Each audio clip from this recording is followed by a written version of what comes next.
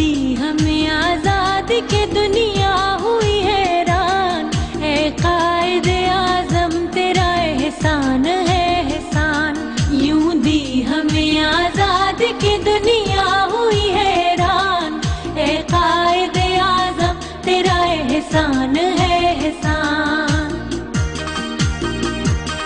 ہر سمت مسلمانوں پہ چھائی تھی تباہی، ملک اپنا تھا اور غیروں کے ہاتھوں میں تھی شاہی، ایسے میں اٹھا دین محمد کا سپاہی اور نعرہ آج سینیٹر فیصل رضا صاحب جو یہاں پر آئے ہیں وہ بھی آپ کو پاکستان کی سیاست کے متعلق اویئرنیس دیں گے۔ دیکھیں کہ ڈیموکریسی کا فنڈامنٹل پرنسپل وہاں پہ اسٹیبلش ہوا ہے کہ ہر آدمی کے پاس ایک ووٹ ہے، ایک وائس ہے۔ That was the most fundamental thing that Islam gave was democracy. اور یہی میں کہتا ہوں کہ ڈیموکریسی کو بچا کے بھی رکھنا چاہیے، اس کے لیے جدوجہد بھی کرنی چاہیے، اس کے لیے جان بھی دینی چاہیے۔ فیصل بھائی سے بسم اللہ الرحمن الرحیم۔ میں آپ تمام منتظمین کا اور ساؤتھ ایشیا ڈیموکریسی واچ کے تمام اراکین کا شکر گزار ہوں کہ انہوں نے موقع دیا، اور یہاں آنے کا مقصد کچھ بھی ہو لیکن ایک خواہش تھی ان کی کہ یہاں جو پاکستانی موجود ہیں ان سے ملیں، ان سے بات کریں، تو بہت خوشی ہوئی یہاں پر آ کر۔ اور سب سے اہم ترین چیز میں آپ کو بتاؤں کہ پچھلے دنوں میں کل گزشتہ رات یہ پیرس ایک شہر ہے آپ کا ٹیکسس، وہاں گیا، وہاں کے میئر سے ملاقات ہوئی، پاکستانی ہیں، مسلمان ہیں، اور اکیلے پاکستانی ہیں، اکیلے مسلمان ہیں، 60,000 کی وہاں پہ پاپولیشن ہے، لیکن خوشی یہ ہے کہ ایک ایسے معاشرے کے اندر موجود ہیں جہاں کوئی تعصب نہیں دیکھا کسی کو، پھر بھی ان کو الیکٹ کیا، اور یہ ایک کوالٹی ہے، یہ ایک دیکھنا چاہیے، اس کو ٹیلنٹ کہنا چاہیے کہ اس خطے کے اندر کہیں پر بھی کوئی ایسا تعصب نہیں ہے جیسا کہ پاکستان کے اندر باتم موجود ہے۔ تو یہ کہنے میں کوئی حرج نہیں ہے کہ انسانیت اور حیوانیت کے دوران جو چینج ہے، جو انسانیت اور حیوانیت کا سفر ہے، جو حیوانیت کو انسانیت میں چینج کرنے کی سوچ ہے، اس کا دورانیہ ہے صرف 14 گھنٹے۔ یہ وہ 14 گھنٹے ہیں جو ٹریولنگ کے اندر خرچ ہوتے، جو پاکستان سے چلتا ہے آدمی اور امریکہ آتا ہے وہی شخص، وہی آدمی، وہی سوچ، اور آپ قانون کی عمل درآمد دیکھیں، قانون کی حاکمیت دیکھیں۔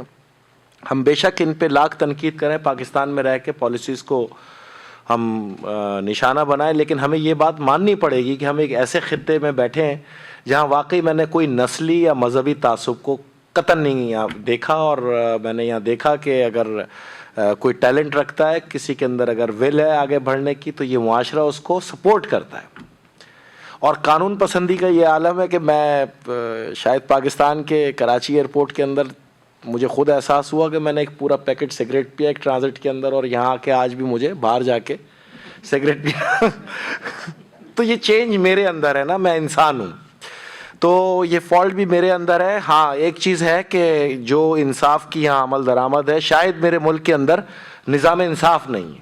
جو اصل چینج ہے 14 گھنٹے کی ٹریولنگ کا، اور دو سوچ سامنے آتی ہیں، اس کی بیس جو ہے وہ نظام انصاف ہے، اور یہ وہ نظام انصاف ہے جس پہ گفتگو کرتے ہوئے پاکستان میں صحافیوں اور اینکرز کے جو نا پاؤں کانپ جاتے ہیں۔ یہی میں ان کو بتاتا ہوں کہ آپ نظام انصاف کو رائج کریں، نظام انصاف کو اس مملکت کا حصہ بنائیں، اور اگر وہاں پہ آپ نہیں اس کو بات کر سکتے تو ایک بار پاکستان سے ہر پاکستانی کو امریکہ بھیجیں، 6 مہینے کے وہ یہاں پر آ کے رہے، تاکہ اس کو اصل پاکستان سے محبت کا احساس ہو سکے، جو کہ ابھی فی الحال پاکستان کے اندر نہیں ہے۔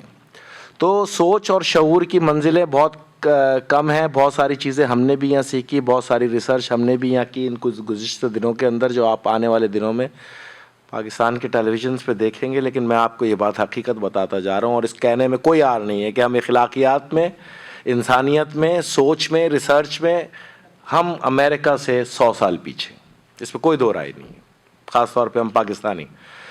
لیکن جو پاکستانیوں کی یہاں ایک تعداد مجھے ملی، اور ان کی جو پاکستان سے کمٹمنٹ ہے، جو پاکستان سے محبت ہے، اس میں ہم پاکستانی بھی آپ سے 100 سال پیچھے ہیں۔ جو آپ محبت کرتے ہیں پاکستان سے، وہ پاکستان میں رہتے ہوئے میں نے کسی پاکستانی کے اندر نہیں پائی, اور میں اسی لیے آپ سے کہہ رہا ہوں کہ میں جا کے شاید پاکستانیوں کو یہ بتا سکوں کہ اگر پاکستان سے محبت سیکھنا چاہتے ہو تو بیرون ملک موجود اوورسیز پاکستانیز کے پاس جاؤ, ان کی محفلوں میں بیٹھو, ان کی سوچ دیکھو, تاکہ تمہیں احساس ہو سکے کہ وہ پاکستان کے لیے کتنے فکر مند ہیں. جہاں تک آپ نے بات کی اسلام اور ڈیموکریسی کی, تو میں یہ آپ کو واضح طور پہ بتاتا چلوں, حالیہ ریسرچز کے اندر میں نے یہ بات کنفرم کر لی اپنے لیے, اور ناسا میں موجود مختلف ریسرچ کے کو جب اسٹڈی کیا اور دیکھا, اور اس کو ابھی فی الحال جو میں نے دیکھا تو حقیقت یہ ہے, اور کل جس طرح کے خانزادہ صاحب سے بھی ڈسکس ہو رہا تھا کہ یہ جو کانسٹیٹیوشن ہے آپ کے پاس, یہ ایکچوئل اسلام ہے. اگر اسلام کا ترجمہ کر دیا جائے اور اس کے اندر تھوڑی سی اور اس کو اپ گریڈ کر دیا جائے, تو پھر ایکچوئل جو قرآن ہے اس کا ترجمہ جو ہے وہ کانسٹیٹیوشن ہے, اور میری نظر کے اندر جو ڈیموکریسی ہے وہی اسلام ہے. حقیقت میں اگر آپ دیکھیں کہ اسلام ایک مذہبی آزادیوں کا سبق دیتا ہے, ہم قطعاً طور پہ بھی اخلاقی جرت نہیں رکھتے, اور یہ ہمیں ماننا چاہیے کہ جب ہم امریکہ میں آتے ہیں تو میں نے واشنگٹن میں دیکھا, میں نے نیو یارک میں دیکھا کہ مسلمانوں کو نماز پڑھنے کے لیے چرچ جگہ فراہم کر رہی ہے, اور ہم میں یہ اخلاقی جرت ہی نہیں ہے پاکستان کے اندر کہ ہم بھی اپنی مسجد کو الاؤ کریں ان لوگوں کے لیے کہ آئیں جی آپ بھی اپنی مذہبی رسومات ادا کریں. تو ہم میں اور دیگر مذاہب میں بھی زمین آسمان کا فرق ہے, ہماری سوچ کے اندر, ہماری اخلاق کے اندر, اور شاید یہی وہ آزادیاں تھیں جو سرکار دو عالم صلی اللہ علیہ وسلم نے ہمیں تعلیم کی صورت میں دیں کہ سب سے بڑا دین جو ہے وہ دین انسانیت ہے, اور اسی لیے سرکار دو عالم صلی اللہ علیہ وسلم کو محسن انسانیت کہا گیا. تو یہ ٹھیک ہے کہ ہم میں بہت ساری باتیں برائیاں موجود ہیں, لیکن اس میں بھی کوئی شک نہیں ہے کہ یہ انسان کے اپنے اوپر ڈیپینڈ کرتا ہے کہ وہ اس کو کس طرح لے کے چلتا ہے. لیکن یہ بھی حقیقت ہے کہ ہمارے ملک کے اندر نظام انصاف جو ہے وہ ایک محلے کی لونڈی سے زیادہ کچھ نہیں ہے. ہمارے یہاں جو ججز ہیں ان کا نظام دیکھیں آپ, ان کو کوئی فکر نہیں ہے. 65 سال سے جس ملک میں آج تک کوئی فیصلہ ہی نہ ہوا ہو, 65 سال سے جس ملک کے اندر تمام ادارے اسٹے آرڈرز پہ چل رہے ہوں, 65 سال سے جن اداروں کی نجکاری کی جا رہی ہے اور 1 روپیہ خزانے میں نہ آ رہا ہو, 65 سال سے یہ جو سو کالڈ ڈیموکریٹک پرسنز ہیں ہمارے ہاں, وہ ایک ایسی جمہوریت کا خواب ہمیں دکھا رہے ہوں جس کا جمہوریت سے کوئی تعلق ہی نہ ہو. تو ان کو چاہیے کہ جب وہ امریکہ آتے ہیں علاج کرانے کے لیے تو کم سے کم شرم تو کریں. یہاں پہ democratic actual role of the government جو یہاں پہ موجود ہے, اس کو لا کے پاکستان میں اگر ہمیں سچ بتا دیا جائے, کہ ان کو بتایا جائے پاکستان کی عوام کو کہ ڈیموکریسی کیا ہے, تو حقیقت یہ ہے کہ جمہوریت جمہور کی منشا کا نام ہے, اور وہ پاکستان میں نہیں امریکہ میں پتہ چلتا ہے آ کے. تو بہت ساری چیزیں پازیٹیو اسٹیج کے اندر ہیں. ہاں ہمیں کھلے دل سے ماننا چاہیے, ہمیں سوچنا چاہیے, اور کہنے میں کوئی آر نہیں ہے کہ اگر ہم نے اپنی سوچ کو چینج کرنا ہے تو شاید ہم لوگ تو اب اوور لمٹ ہو چکے ہیں, ہم اوور ایج ہو چکے ہیں. ہمیں وہ جو 2 سال کے بچے پیدا ہو رہے ہیں یا 3 سال کے سب بچے, ان پہ محنت کرنی چاہیے. تو شاید 15-20 سال بعد پاکستان کے اندر آپ کوئی چینج دیکھ سکیں. اور اس کی سب سے بڑی مثال یہ ہے کہ مونٹیسری کے اندر جو ہے وہ بچوں کو جو تعلیم دی جاتی ہے, جو سوچ دی جاتی ہے, جو قانون سے محبت سکھائی جاتی ہے, وہ ہمارے یہاں نہیں ہے. اس لیے کہ ہمارے یہاں مولوی بیٹھا ہوا ہے جنت کی فرنچائز لے کے.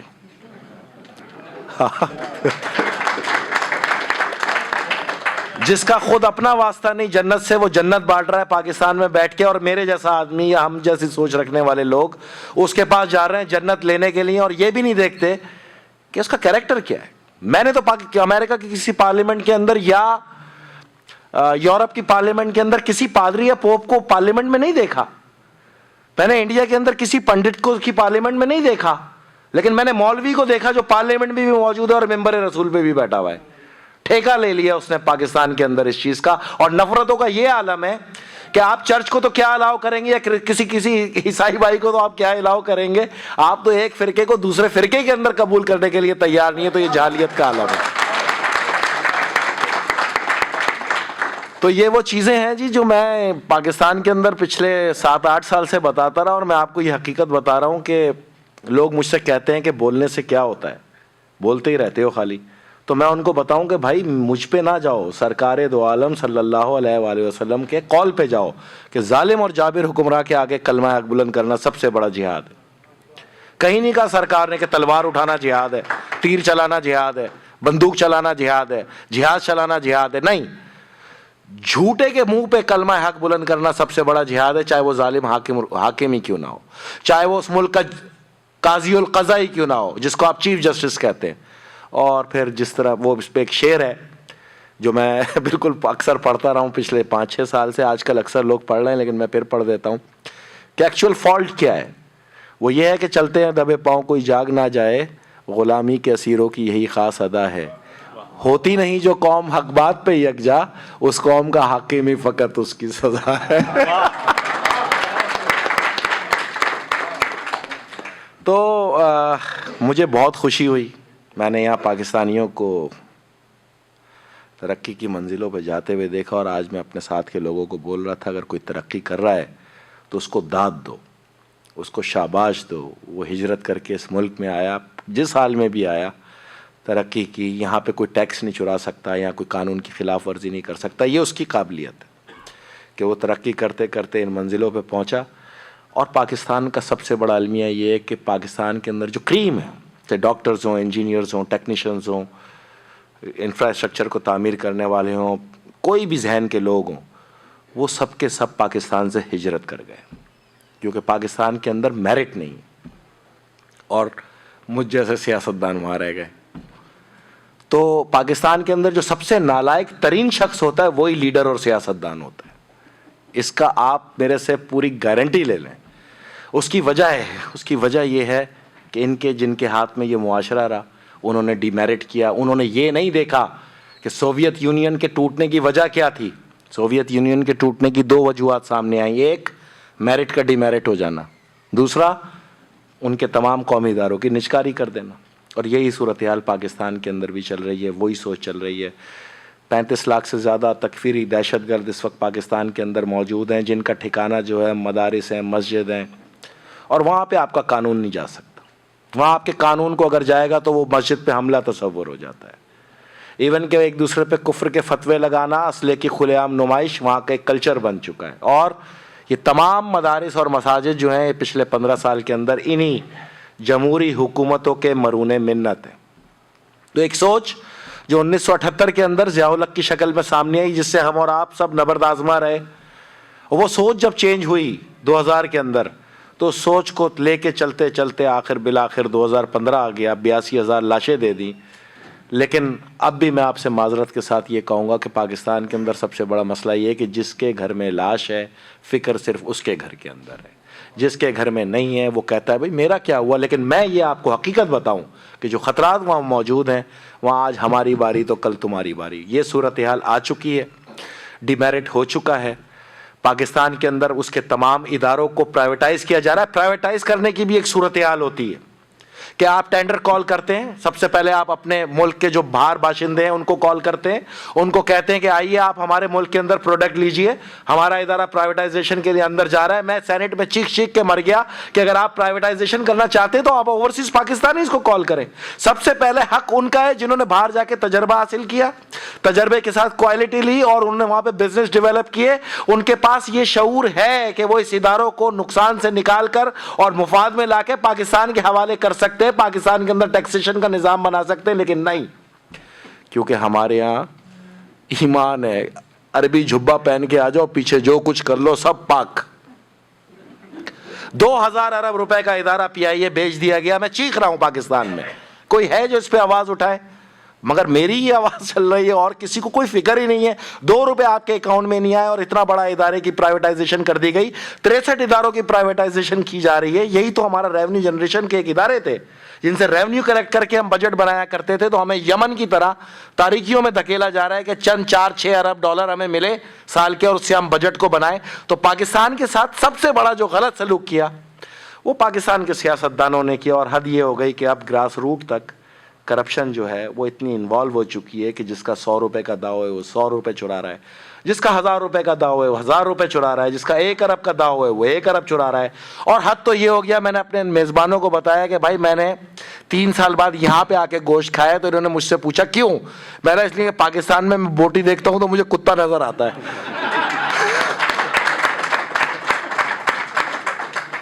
تو یہ سوشل ویلیوز ہیں, یہ لمحہ فکریہ ہے کہ دودھ کے اندر ہیئر ریموونگ پاؤڈر, کیمیکل اور سیوریج کے پانی سے اگائی گئی سبزیاں, ہر طرح کے معیاری پروڈکٹ کے اندر پاکستان میں پروڈکٹ جو ہے وہ معیار کے بجائے اشتہار کے ذریعے بک رہی ہے.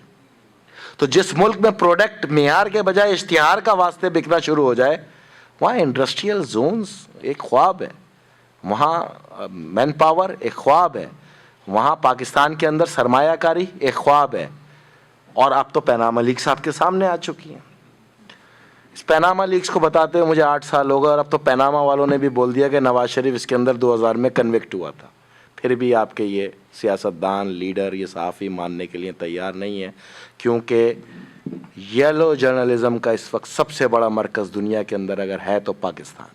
یہ ماننا چاہیے, جس چیز پہ آواز اٹھانی چاہیے اس چیز سے کنارہ کشی. میں کراچی کے اکثر شہریوں ہوں گے کراچی والے, میں کراچی کے شہریوں کو کہہ کے مر گیا کہ یہ اوپر تار چینج ہو رہے تھے اور تم نیچے تالیاں بجا رہے تھے کہ نئے تار لگ رہے ہیں, لیکن اتنا تو سوچ لو یہ کاپر کے سارے تار اتار کے ایلومینیم کے لگا دیے اور تم اس پہ مٹھائی بانٹ رہے ہو. 3000 کا بل تم 35,000 روپے کے اندر پے کر رہے ہو. کوئی شعور ہی نہیں ہے, کوئی آواز ہی نہیں ہے, کیونکہ جہاں چینل پہ جاؤ وہ اینکر ہاتھ جوڑ کے کہتے ہیں ہمارے پاس اشتہاری کی الیکٹرک سے آتے ہیں, بھائی اس پہ بات نہیں کرنا. آج نظام انصاف پہ بات کرو تو وہ ہاتھ جوڑ کے کہتا ہے بھائی جان جج کے خلاف کچھ نہیں بولنا. جو اللہ سے نہ ڈرے اور جج سے ڈرے اس مملکت کے رہنے والے کا نام پاکستان. یہ ہے صورتحال. بہرحال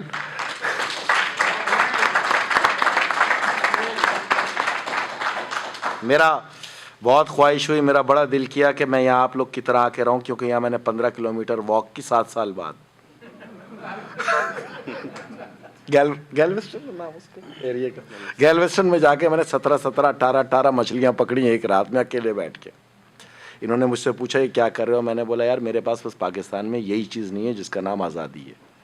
جب آزادی ختم ہو جائے اور ایک کمرے کے اندر محدود ہو جائے, جب آپ کے پاس سیکیورٹی نہ ہو, جب آپ 17 ٹیررسٹ آرگنائزیشن کی ہٹ لسٹ پہ ہو, جب آپ اپنا سیاست مستقبل سب قربان کر چکے ہو, تو پھر اس کے بعد علاوہ کوئی راستہ نہیں بچتا, چاہے کوئی بھی اعتراض کرے کہ آخری ہوپ پاکستان کی افواج.